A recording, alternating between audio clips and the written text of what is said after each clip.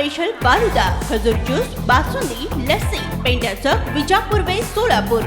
जिस तरह से सोलापुर शहर में गर्मी का तापमान 40 के पार पहुंच चुका है, उसी तरह से सोलापुर शहर हो, सोलापुर की गली हो या राजधानी दिल्ली, इस समय लोकसभा चुनाव की चर्चा हर जगह सुनाई दे रही है। अचानक से ऑल इंडिया मजलिस इत्तेहादुल मुस्लिमीन लोकसभा का उम्मीदवार डिक्लेयर करती है, क्या कुछ रणनीति है? अचानक से कैसा बोल सकते हैं? और कौन से चेहरे नए? वो अभी रमेश कदम का एक नाम आपके सामने आया, और भी कुछ चेहरे हैं। वो सारे लोग भी है, वक्त आने पर आपको पता चल जाएगा। अगर रमेश कदम साहब का नाम हम लोग डिक्लेयर भी करेंगे तो हम लोग बाकी के जो चेहरे थे वो भी आपको बता देंगे। लेकिन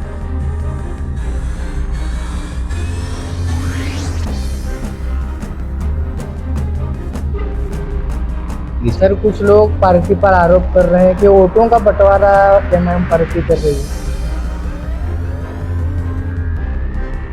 लेकिन जनता तो ये कह रही है कि बीजेपी को इसमें फायदा होगा, भारतीय जनता पार्टी को सीधे सीधे उनकी सीट निकल जाएगी अगर एमआईएम अपना उम्मीदवार देती है। 48 में से एक भी उम्मीदवार इन्होंने मुसलमान को दिया। आज 2019 में महाराष्ट्र के एक में खासदार अगर कोई थे, मुस्लिम खासदार, तो इम्तियाज जलील साहब थे।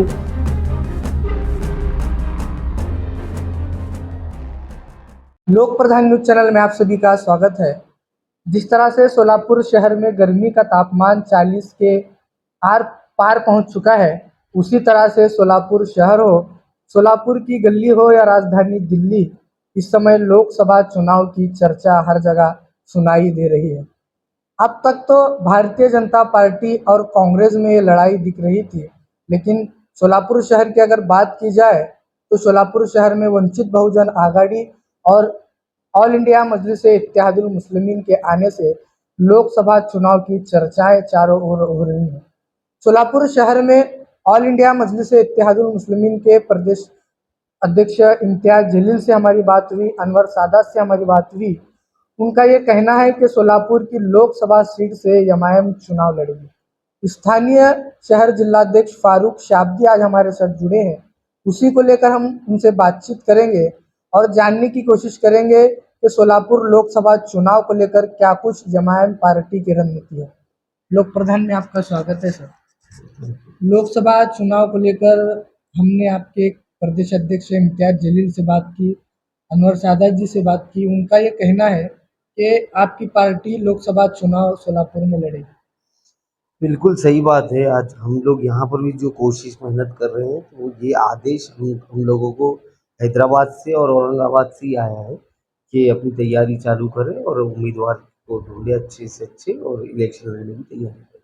तो बिल्कुल सही बात है कि आप हमारे जो प्रदेश अध्यक्ष है खासदार इम्तियाज जलील साहब, उनके आदेश के अनुसार हम लोग यहाँ काम पर लगे हैं।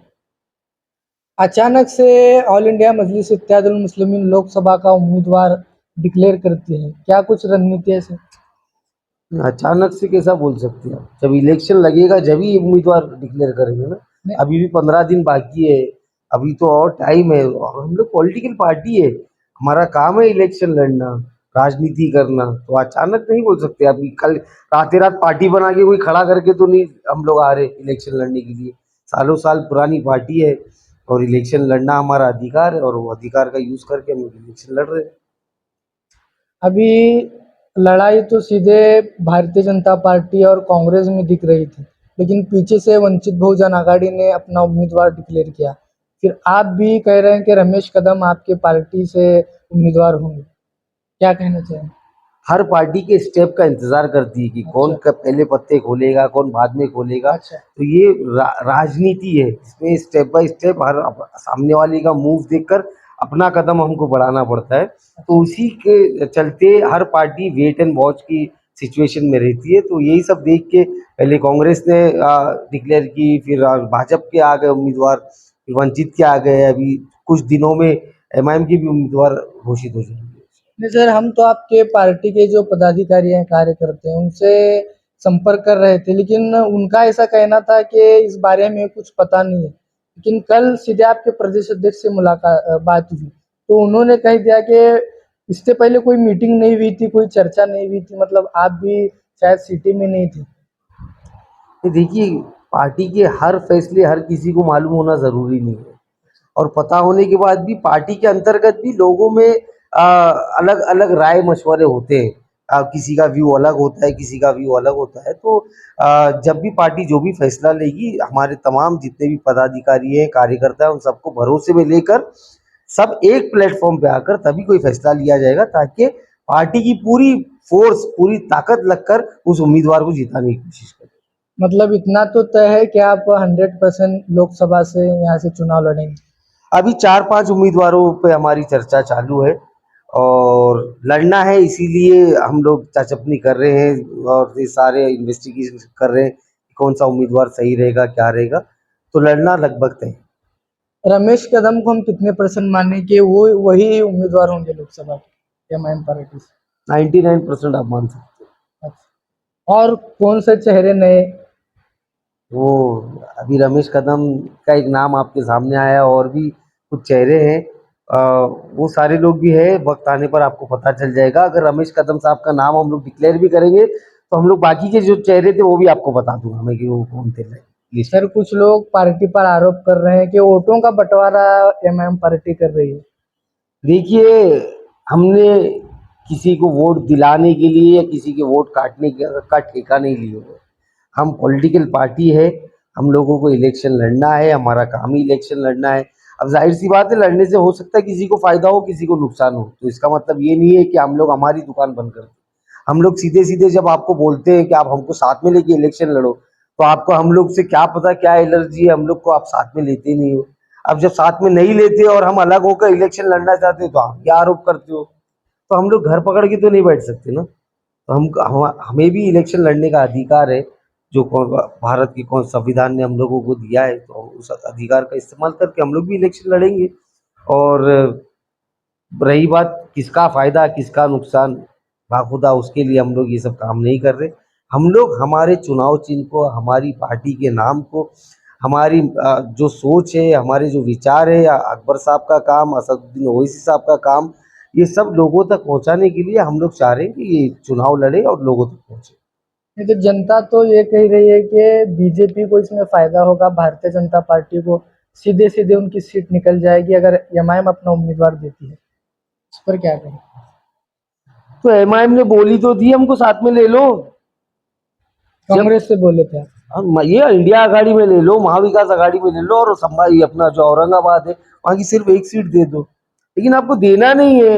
और आज ये सब जनता को जब समझ में आ रहा है, तो आप तो इतने बड़े बड़े पॉलिटिकल पार्टी के लीडर्स हो, तो ये आपको सोचना चाहिए। अगर आप साथ में नहीं लोगे तो हम तो लड़ेंगे ना। अगर यही सोच के लास्ट 2019 के इलेक्शन में अगर इम्तियाज जलील साहब इलेक्शन नहीं लड़ते, तो वो खासदार कभी नहीं बनते। मेरा सवाल ये है कि महाराष्ट्र में जितने भी करोड़ मुसलमान हैं, उन सब के रिप्रेजेंटेशन के लिए आपको एक भी मुसलमान उम्मीदवार नहीं मिला महाविकास आघाड़ी को। 48 उम्मीदवार आप घोषित करते हो, भाजपा से और ये एनडीए से हमको कोई उम्मीद ही नहीं है, वो लोग नहीं देंगे। लेकिन हमारी उम्मीद ये है कि महाविकास आघाड़ी जो मुसलमानों का वोट लेती है, 48 में से एक भी उम्मीदवार इन्होंने मुसलमान को दिया। हमारा रिप्रेजेंटेशन पार्लियामेंट में कौन करेगा महाराष्ट्र के लिए? मेरा सवाल ये है। आज 2019 में महाराष्ट्र के एक में खासदार अगर कोई थे मुस्लिम खासदार, तो इम्तियाज जलील साहब थे। आप उन्हीं को बड़ा कर दिए होते महाविकास आघाड़ी में लेकर, हमको अपना अलाई पार्टनर बनाकर। लेकिन ये दुख इसी बात का है, आपको सिर्फ हमारे वोट चाहिए, लेकिन हमारी हिस्सेदारी नहीं चाहिए। लड़ाई यही है, आप हमको हिस्सेदारी दो, हम पहले से लॉयल है, हम वफादार है, हमारा समाज हमेशा आपके पीछे खड़ा है और हमेशा खड़ा रहेगा। लेकिन बशर्ते आप हमारे वोट लेते हो तो हमारी बात भी किया करें, हमें हक भी दिलाया करें, और हमें हिस्से नहीं। देखिए, अब पार्टी लेवल के हिसाब से तो हम लोग ने काम चालू कर दिए, और वेरी सून हम लोग दौरे भी करेंगे, और हम लोग चेक कर रहे हैं कि क्या किधर क्या वो है, चांसेस है। तो उस हिसाब से पार्टी अपना काम कर रही है, और मैं समझता हूँ कि बहुत जल्द उम्मीदवार जब घोषित हो जाएंगे, तब उम्मीदवार के साथ मिलकर पूरी पार्टी मिलकर एकजुट होकर हम लोग सब काम करेंगे। ऐसी भी चर्चा है कि पार्टी सोलापुर एमआईएम पार्टी की ओर से इफ्तार पार्टी होने जा रही है और उस इफ्तार पार्टी में एमआईएम चीफ बैरिस्टर ओवैसी साहब उपस्थित रहेंगे, मौजूद रहेंगे। नहीं नहीं, ये गलत बात है। मैं आपको क्लियरली बोलना चाहता हूँ कि ओवैसी साहब खुद भी इलेक्शन के उसमें बिजी है और उनका बिहार का दौरा है। वो आने वाले थे लेकिन कुछ कारणों की वजह से वो कैंसिल हो गया है और वो नहीं है। सोलापुर के वोटर को क्या मैसेज देना चाहेंगे, सोलापुर की जनता को क्या मैसेज देना चाहेंगे? देखिए, बस मैं तो बहुत छोटा सा एक अदना सा मुलाजिम हूँ। मैं सोलापुर की जनता को ज़्यादा कुछ नहीं बोल सकता। मैं इतना जानता हूँ कि सोलापुर की जनता बहुत बहुत बहुत क्लेवर है, बहुत चतुर है और वो जो भी फैसला लेती है बहुत सोच समझ कर लेती है। मैं तमाम सोलापुर की जनता से यही अपील करना चाहूँगा कि इस बार जो भी उम्मीदवार को चुनना है, जिस भी पार्टी का हो, जिस भी पक्ष का हो, आपको पूरा अधिकार है अपना नेता चुनने का, अपनी पार्टी चुनने का, लेकिन बहुत ही समझदारी के साथ और बहुत ही सोच विचार कर अपना नेता चुनिए और उसको जिताकर संसद में लेके जाइए। साथ ही साथ मेरी अपील ये भी रहेगी कि हमारे उम्मीदवार को आप फर्स्ट प्रेफरेंस दीजिए और एमआईएम के उम्मीदवार को जिताइए।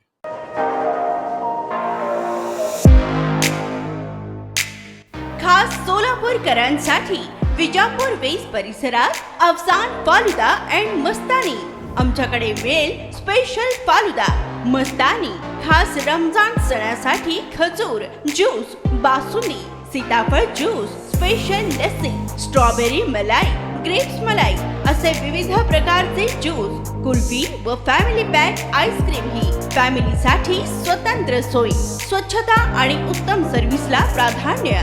सोलापुरातील सुप्रसिद्ध Afsan falooda and Mastani, painter चौक ते विजापूर वेस रस्ता, सोलापूर।